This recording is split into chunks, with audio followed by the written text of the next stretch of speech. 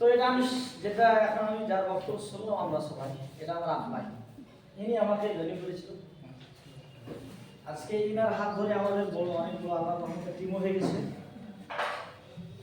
আর আজকে দিনার পার্টি হচ্ছে, দিনাজপুর থেকে আজকে আমরা এসেছি টোটাল টিমটা। এখন আমরা যারা আছি কয়েকজন বাদ দিয়ে টোটাল আমরা গোলাম স্যারের টিম নাকি, টোটাল আমরা গোলাম স্যারের টিম। তো এই পার্টিটা যে অ্যারেঞ্জমেন্ট করেছে গফফার আর গোলাম স্যারের একবার হাত ধরে চেয়ে নেন। এই স্বপ্নটা একদিন আমি দেখছিলাম, আর জীবনে বলছে স্বপ্ন দেখাটা কোনো খারাপ না, স্বপ্ন দেখতে পারো, স্বপ্ন পূরণ করাটা হচ্ছে বিশাল ব্যাপার। স্বপ্ন দেখো, কিন্তু স্বপ্নটাকে ঠিক করে দেখো, শুধু ফাউল স্বপ্ন দেখে না। অনেক সময় আমরা বলতাম ছেঁড়া কাটে শুয়ে লাখ টাকা স্বপ্ন। তো আজকে আমরা কিছু আমাদের অনেক মেসেজ আছে আপনাদের কাছে, সেই মেসেজগুলো হচ্ছে আমাদের আপলাইন দেবে, সিরিয়াল দেবে।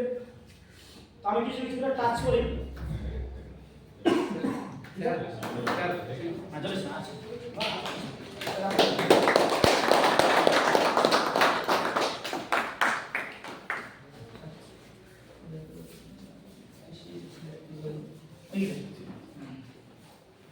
তো যার পার্টি হবে ওনারা আমরা সম্মান দেবো না, ওনাকে ডাকবো না এসেছে, ওনারা ভ্যালু করে শুনবো না।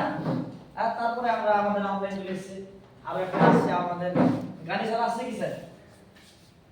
আচ্ছা, তো আমি সর্বপ্রথম আমি যাকে ডাকতে চলেছি, যিনি আজকে খুব শর্ট টাইমে দেখেন মাইন্ডে প্রত্যেকটা মানুষকে দিতে পারে, শুধু করলে দিতে পারে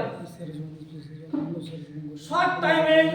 এদিকে স্যার, শর্ট টাইমে উনি টিসি মেরেছেন। আর আমার মনে হয় যে 2025-এর ভিতরে উনি এসটিসি মারবেন।